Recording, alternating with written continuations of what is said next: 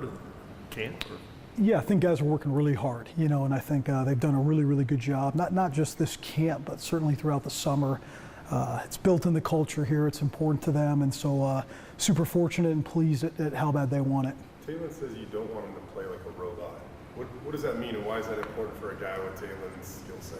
Yeah, I think it's hard. I think initially maybe you go in and you're not prepared to be playing, and your natural instincts take over. Then you get into year two, you start learning more defensive schemes, and you can start to overthink things. So I think it's just so important for him. Stick to those buzz terms, stick to those quick reminders, but ultimately just go cut it loose. How fine is the line, I guess, when it comes to that stuff, when you want to rely on your natural abilities, but also have to stay in the framework of what you want to accomplish on offense? Yeah, as long as he's not turning it over, we kind of let him do whatever he wants, But I think, as you know, you say that, and all of a sudden it becomes off-schedule plays. For him, it's just critical not to do too much. You know what I mean? Just let the game come to him. He naturally, with his ability, is going to create explosive plays, and so that's the biggest thing with him. I think his focus is just not trying to do too much. Did that trust in his ability and to let him be free, did that come right away, or was that something that took a couple months to kind of build for you to build up to? Yeah, I think it's just important. You're a coach. You sit in the office all day. You're very black and white, and sometimes these kids they have a way of playing. They've been playing for a long time, and you just got to be very careful about not taking that part of their game away from them. And so I think sometimes you got to reel them back in, but you got to let their natural instincts take over. As far as Taylen running, natural instincts taking over, we saw him last year. Sure. What's the challenge of you saying, no, on certain situations, Taylen, I don't want your instincts to take over because we want to beat people from the pocket, you would think. Is that kind of the rub with Taylen, and what's it like? Yeah, I think the two things that come to mind, one would be, obviously from a health standpoint, protecting yourself. When you're in the open field, you can't necessarily be a guy at the quarterback position that's carrying it 30, 35 times a game. I think the second thing, though, for him, that final step, if you will, of his game is going to be playing in the pocket. I think you look at all the great quarterbacks, you look at the NFL guys, the one consistent thing is guys that in critical situations can take the space they need, only the space they need, and hang in there tough and deliver balls in the pocket. How would you rate, from when you started to now, Taylen's ability in the pocket and his ability as a passer? Yeah, I think it's improving for sure. So there's been improvement. I do think there's still a certain amount of way we got to go with it, And I think I always tell them this. There's like a Tom Brady quote where Brady said, "Hey, I never had the ability, even when I was a young kid, to escape the pocket and outrun people." Right? This guy's different. He's always had that ability to use that speed, and so with that being the case, as you guys know, at this level of football, there's speed all over the place, right? So we're training him. We're trying to get him as many reps as what it looks like to just stay in there, push up in the pocket, and again, when those long runs happen, they happen. Putting together a playbook sounds like a daunting task. So, how long did it take you? Where do you start? And how many hands were in the kitchen in this? Yeah, it's awesome, but it's also miserable at the same time. I think nowadays too, and you guys know it, it's like social media, there's more this clip of this team running that and this clip. And so I think the biggest thing is just narrowing it down to, okay, what does our quarterback do well, right?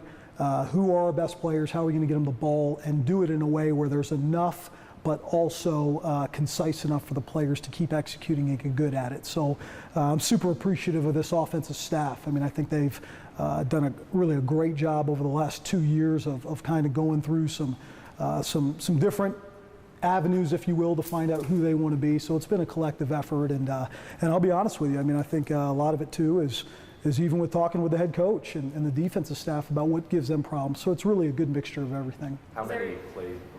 I was just going to follow up. Is there any player that is in your ear a lot with ideas or tries to? Yeah, there's a bunch of guys that are always, we get a day off, everybody seems to be texting me, hey, look at this, look at that. So there's probably not one guy, I think, but again, with some of those veteran guys, they've been through it, they understand it. And so when it's something, every offense has an identity. They got plays that they run a lot. So I think when players see some stuff, hey, this could look good off of that, you got to certainly take that into account. We've heard some guys say that Eric might be a future offensive coordinator with as many plays as he suggests. Is he McAllister? Yeah. Yeah, I think he probably plays here, does schoolwork, and plays Madden all day. So, but Eric's as awesome a dude as there is, and just always got funny things to say here and there. But most of his plays have him being the primary target, so you got to take it for what it's worth. Sticking with Eric, he mentioned last week, he wants to be known as more than just a deep threat. He wants to work on his routes. How are you seeing him coming along with those?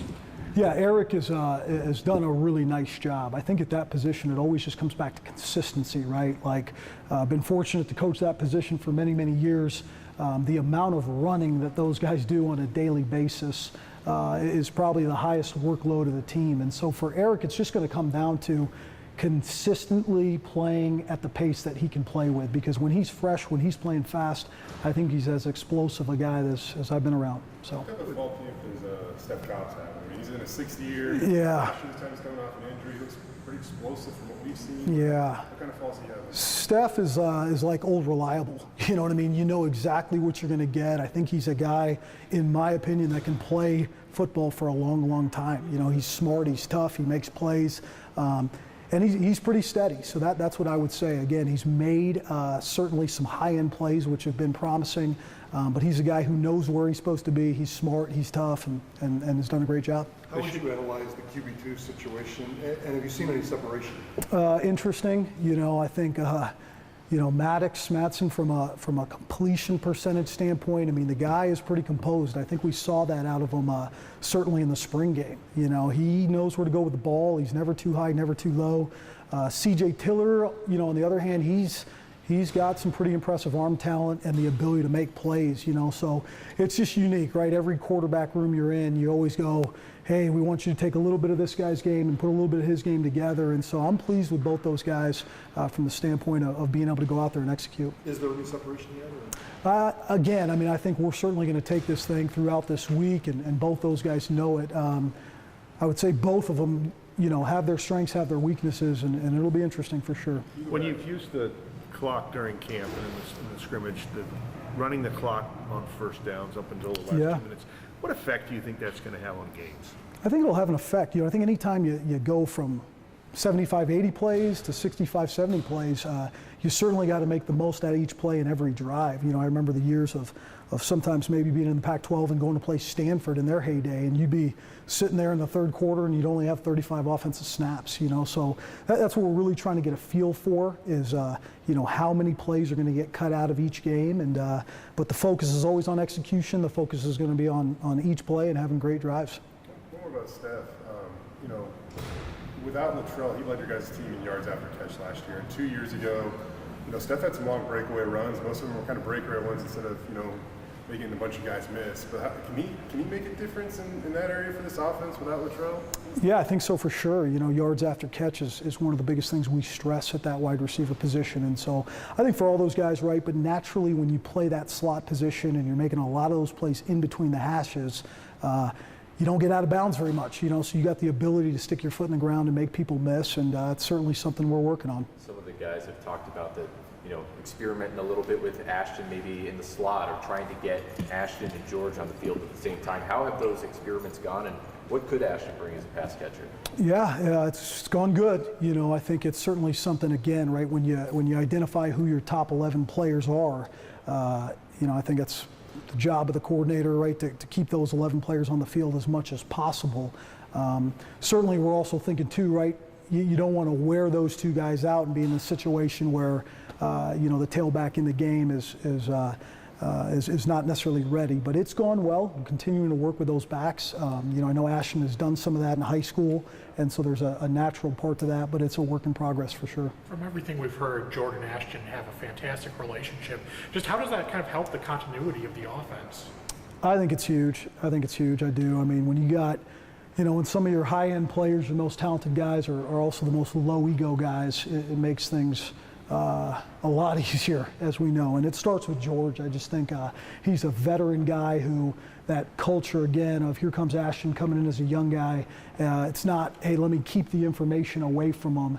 It's let me give him everything I can give him so he doesn't make the same mistakes I made. And so I think when that's the type of leadership you are, George is not always the loudest guy in the room, but he's one of the more respected guys, and I think that's huge. In 19 days, you'll be playing Washington. They came out today, this morning, number 10. You obviously have a ton of connections there. How emotional is that game going to be for you? It'll be, I think for maybe like a lot of the players, I don't know. For me, certainly, yeah, it's not going to be just another game. I'm not going to sit here and say that. I can't even remember if I've been to the visitor locker room, right? Put a lot into into that program, and we feel we had a lot of success. But as you guys know, man, I mean, you coach long enough, you're at a lot of places. Once that whistle goes, it's right back to focus on what you got to get done. There's obviously they're a pretty balanced team in the third top 10. It starts with their offense, but do they have a top 10 defense, you feel? We think they're a talented group for sure. I mean, we know a lot of those guys, so offensively, defensively, I think that was, a lot of those guys are probably that last class when Coach Pete was there. They're definitely, big and athletic up front. Certainly on the back end can play. So it's going to be a good challenge for us again. But number one thing for these guys is understanding what we're getting ourselves into and going in there with an attack mindset and playing fast. Who do you think Coach Pete's rooting for? That I don't know, man. I don't know. Who knows if he's even going to watch the game. Hopefully he's golfing somewhere, relaxing. So You've coached in the pros, and obviously they have, I guess, now 3 preseason games. So what's the biggest difference getting ready for week 1 in the pros versus getting ready for week 1 in college? Yeah, I just go back to that 18 to 19-year-old factor. I think certainly with those pros, you're looking at guys, it's an off season, it's preseason, it's their first game of the year. But for a lot of those guys, it's their 12th first game, and so I just think, naturally when you're in the college game, certainly there's the scheme, the plays, but more than anything, it's managing the anxiety, right? Staying focused, 75,000 people, ABC, okay, don't let all that stuff take you away from just what the mental side needs to look like. It's just football, it's just a game. And so I think that's, not to say you don't have to do it in the NFL, but it's certainly something we're preaching every day from the mental side of understand, what that side's going to look like. Just get back to Taylor real quick. UMac was telling us, last week that he feels like, this is Taylen's offense now. Is it natural to say that about your starting quarterback, or what does that mean as it pertains to Taylen and your offense and what you want to do? Yeah, I think it's fair to say that, right? Because so much of what you do is tailored to what your quarterback does well, right? And so you might come into a place and say, hey, here's what my offensive system is, but you'd be amazed at how much you tweak it, how much you go this way a little bit or that way a little bit based off of what your top players do, and certainly him at the quarterback position. So, but I also think this, right? I think the offense is similar enough that now it's year 2 for him. Again, the biggest thing for him, like we just touched on, is now when you're the guy, it's a lot different than when you're just coming off the bench, and I think the expectations are through the roof, the pressure is through the roof. So how can we just stay focused one play at a time and just keep getting better? What have you seen from Austin Bolt for the last 2 weeks on the field? A big smile on his face. I think that's just the biggest thing for guys that have gone through what he's gone through, is just how important the game is to him and how excited he is to be out there. I remember seeing Austin when he was in high school, and I just had that feeling about him, even when I was at Washington, that this guy was going to be a player. I didn't know what position necessarily. So I think he loves it. I think he's super appreciative to have gone through what he's gone through and feeling healthy again, and we're excited about him. Could he be in the mix in Washington? We'll see just how long, how far he can come, from there.